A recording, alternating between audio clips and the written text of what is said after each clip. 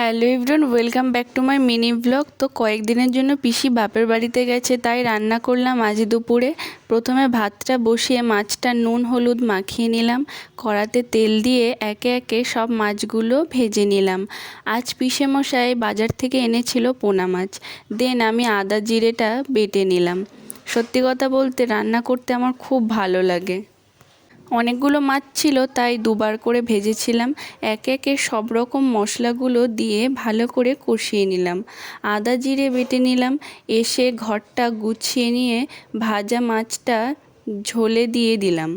বোন আজ গেছে পরীক্ষা দিতে, বাড়িতে আমি একা আছি, ভালো লাগছিল না। কিন্তু কাজ করতে করতে কখন যে সময় চলে গেছে বুঝতেই পারলাম না। বোন বলে গেছিল পার্সেল আসবে, আমি নিতে পারবো না, তুই নিয়ে নিবি। বোন দেখি এই দুটো পারফিউম অর্ডার দিয়েছিল। খুব সুন্দর সেন্ট আর গন্ধও ছিল। ঘরটা ঝাঁট দিয়ে অনেকগুলো বাসন পড়েছিল, সেগুলো মাজলাম।